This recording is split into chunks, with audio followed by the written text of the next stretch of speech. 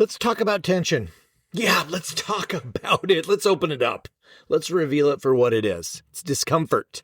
It's uncomfortability. It's disagreeableness of my insides. Tension goes by many names, born from the Latin word succitudo, which translates exactly to this sucks. Let's talk about tension.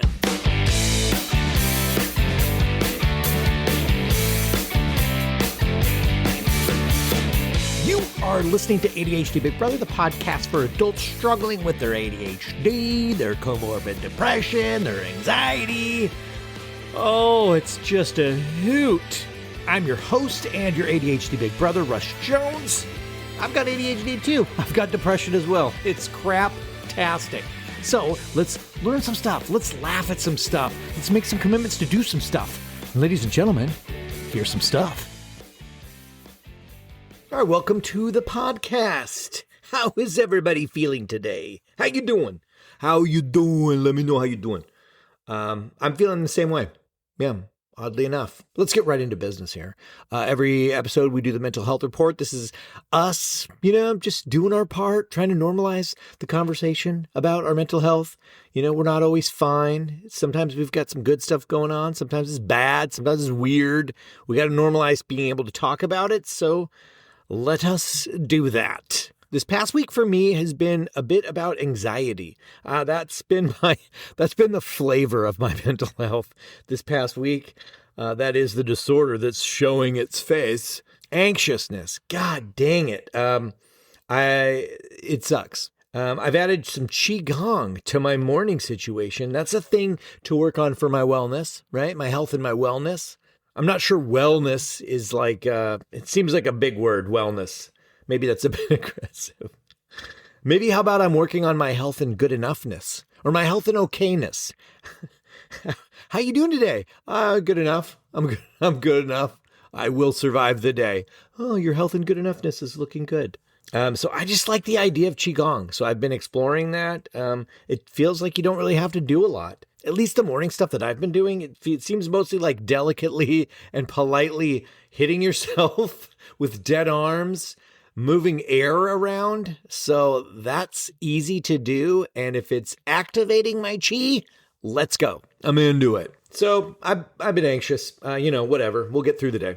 ADHD Big Brother stuff. I'm working on a new kind of accountability buddies at ADHD Big Brother. And I think I mentioned this, but ADHD Big Brother, I feel like it's a disservice being like, hey, join our community. It's a gym. It's a group of people, yes. And we have community-like behavior. Yes, we are a similar type of people gathering who have similar support needs and we have mutual concern for one another.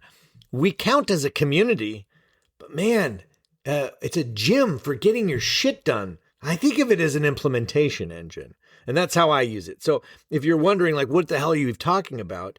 You kind of have to scrap what you know about like social media, because I don't believe that you get true accountability from social media. It's just too surface. It's too fleeting. These are faceless people. These are Actually, I'll tell you what.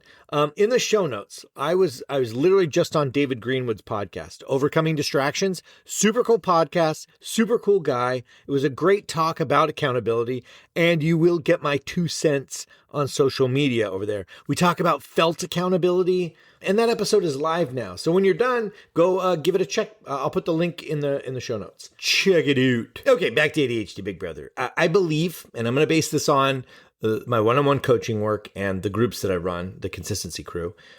Planning is something that quite often is difficult when maybe we're new to it.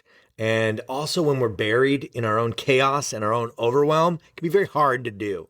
It can be really hard to zoom out and get like a bigger picture, when you're in it. And I find that when you ask people questions and if you have them verbalize their plans, the process is more smooth.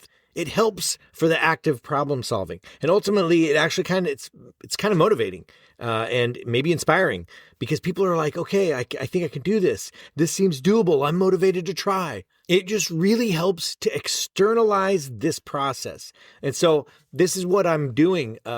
We just started this. I'm doing this inside ADHD Big Brother. So if you join, if you're somebody that wants to partner up with someone, I will show you how to plan a week your way.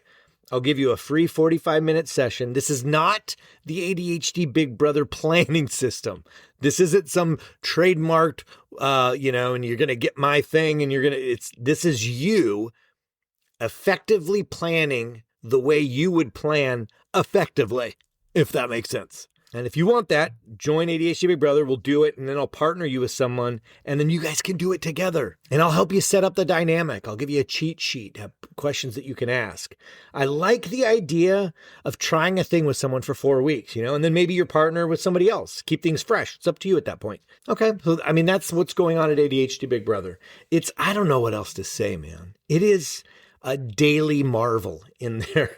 The past couple of weeks, multiple people reached 100 days in a row of accountability, like daily posting and accountability. 100 days in a row. Multiple people celebrated 100 days of no alcohol. I don't know what to say. Do you want to get your shit together? Come on down. And then you can see me trying to do my thing of giving up bread right now.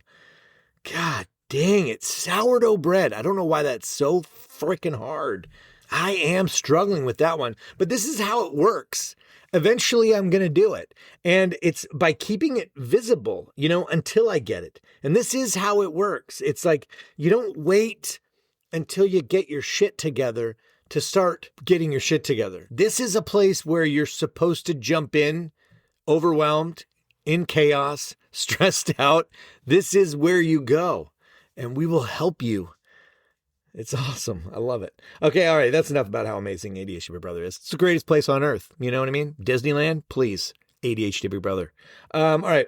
Let's talk about tension. This is the elephant in the room. It's what nobody wants to talk about. We just want to avoid it.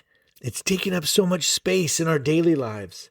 There's a lot of tension for doing things. We can't begin to think that we're going to solve the whole global tension-demic in one 15-minute podcast. However, I would like to zoom in on the tension of doing a thing. You know how you said you wanted to do that thing, or you wanted to finish that thing, or it's your responsibility to do that thing, or you told someone you were going to do that thing, or you told yourself you were going to do that thing, or you told your kid you were going to do that thing, or you felt like you should do that thing. You know how that happens? And then the moment comes and we experience some tension and then we don't do that thing. What's up with that? That's the tension I want to talk about today.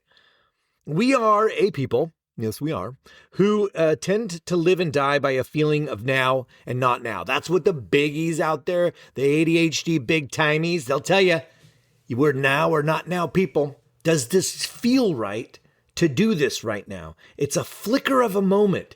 And if there's any tension in that moment, any confusion, any uncertainty, any annoyance, it usually becomes, oh, not now. And we move on. And we say, gosh, I got to figure out how to create non-tension so that I can do this thing. I need to prepare my environment, or I need to do some dopamining. I need to get my spelunking gear out and go into the dopamine caves looking for nuggets. I need to find my why. I need to find why does this connect to my values tree? Why? What is my laundry why? What is my why for sending Troy an email response? This is going to propel me forward. It's always got to be so profound. I'm going to say, what if we accepted that the tension exists? There she is. What if we expected it? And rather than attempting to eliminate it, what if we did the thing while tense, with the whole sucky feeling attached to it? The problem with that I see is the time blindness. That's why we can't do that. That's why we struggle with that. I think it's like, because when I'm doing a shitty task, if there's a tension to it, the dramatic feeling is that this tension will be with me for the rest of my life. I'm going to be in this hell of this task for eternity. It's very dramatic. We know it's not real on paper, but it's like Feelings are truth when we're in them, right? And so reality be damned, because this is what it feels like. My whole life is uncomfortable emails. Why, God? So we can combat that by caging that tension and putting a time boundary on it. We set timers. I talk about timers all day long. 5-minute timer, right? And we say, I can endure a nightmare of tension for 5 minutes. Knowing that we have the out after 5 minutes, that helps. We don't have to take the out, but it's there. It creates hope. It creates possibility. It creates the implementation engine, the getting started. It creates a sense of freedom from structure because it's a temporary structure, right? We get to break free from the nightmare when the timer's out. My question for this particular thing is, what is the smallest amount of time where it would be effortless to get started? Is it 30 seconds? Set a timer for 30 seconds. Do it. And then what is the first physical thing and the first physical move of that tension-laced task? Start the timer and just do that one thing. This is about picking up your paintbrush and practicing the art of being productive when you're riddled with your ADHD symptoms. This is an art form. We're creative people. Let's look at this creatively. This is the art of doing a thing that we don't want to do. What does that take to paint that picture? Many people will push back on this and they'll be like, well, I know myself. I still won't do the thing. In my opinion, if that's the case, then you require another person. It's time to hire a coach. If that's too expensive, it's time to join a community. It's time to call a friend. If you're incapable of doing a thing because you know yourself and you won't do it, you have front-loaded your entire world with the expectation of failure. So yeah, you're going to fail. I mean, you've manifested it for yourself. You've called it forth from the spiritual plane of productivity in the self-fulfilling prophecy of you've Nostradamused yourself into you've Nostradonted yourself. No more Nostradonting.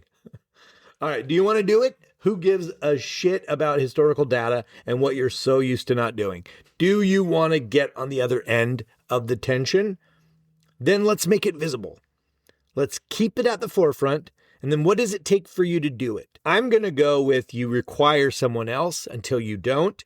This fantasy that we have of, sucking it up and just doing it, that is quite the long game, I would say. And what does that even look like? I'm just going to keep failing at sucking it up until one day I suddenly am an upsucker. I can suck it up now. Spiritual vacuum activated. I suck it all up. I can just do things. Does that even work? It makes me laugh because I'm like, that doesn't even seem real to me. Maybe I'm just a horrible upsucker. Can't suck it up, guys. I require other people. No shame. I embrace it. I'm good with it. Hashtag I am getting shit done. I do it by practicing the art form. These are the things that help us to get started. These are the skills of our trade. To paint the picture, we've got to practice painting. You want to learn how to get started. Practice the skills of getting started. The hope and maybe the motivation that I can give you is that you get more freedom and non-structure and calm in your life when you get proficient at this stuff. And to become proficient, you have to practice. You have to practice it when you feel good. You have to practice it when you feel like shit. Your world will become more manageable. You become more confident in your ability to manage the chaos. I'm coming at you from an unmedicated ADHD, depresso, anxious brain. It's mother-flippin' craptastic. But in my experience, and even in my profession, when I'm working with you, this is doable. I see it being doable. It's not about having to do a remedial exercise for the rest of your life either. I mean, I get that about some of the stuff. It seems like childish sometimes. I mean, that's how I feel about this stuff. So it's just about learning and practicing that remedial exercise so that it's there for you when and if you need it. Oh my God, when I'm depressed, doing some kind of a hardcore suck it up thing is not real. Leaning on a remedial exercise when I've got nothing to give, that's how it works. Anyway, long story short, tension exists. I don't believe the answer is eliminating it. Not without drugs, man. If a task is going to be crappy and in the moment we're going to feel tension, what are we going to do about it? Next time you feel tension in a task, next time your reminder goes off and then you fucked up, you didn't put a transition in there, or your brain is telling you that something else is more important, or your brain is gifting you motivation for another crappy task. And you're like, oh, I should just do that one because I've got the juice. I challenge you to be self-aware in that moment. And I challenge you to stick with your original plan and see what happens. Actually, you know what? Let's do this. After this episode, plan to work on something that you know sucks. Something that you already have on your agenda, but you know yourself. You're not going to do it. It's that thing that you keep migrating forward on your to-do list. It's the 10th time you've migrated it forward, and now it's just a reminder to you of a giant ugh, and how we take it to mean that we're hopeless, right? We take it to the next level, don't we? And we're like, I don't ever want to look at my to-do list again. I can't bear it. It's too much. That's the task I'm talking about. Put that on your calendar as an appointment, not to complete it. No. Just to put time into it. You're going to put in some time. Let's say 30 minutes. That's easy enough, right? 30 minutes. And then when the time comes, expect the tension and push start on the timer. And then what's the first step on that task? Open the computer, go into the room, whatever it is. Do that first step and live inside that task, that hell, for 30 minutes. And then quit. Spoiler alert, you will have done 30 minutes more than you ever were going to do anyway. Keep doing that until it's done. And then you shall take a black Sharpie pen to that task. That's my challenge. You said you were going to do it. You made the commitment. And if you're still incapable of moving your needle forward, then you'll need to be joining us. It's the time to join us. We will take your MFing needle and we will rock that thing so far forward, it's going to split your brain. That sounded violent. We're not a violent community, but we will help you keep a thing visible and move your needle forward. And then you'll be like, oh my God, I did a thing. And this feels good. All right. As always, reach out if you have questions. You know where to find me. ADHDBigBrother.com. Links to join the community are in the show notes. Come and join our ADHD Brain Gym. You're invited. Let's do it for a month. Let's see what we can do together. I will be there. I will be attempting to give up sourdough bread. Come and watch me try. I will be making that visible. Where will you be? And with that, I hope you have a fantastic weekend. I shall talk to you later.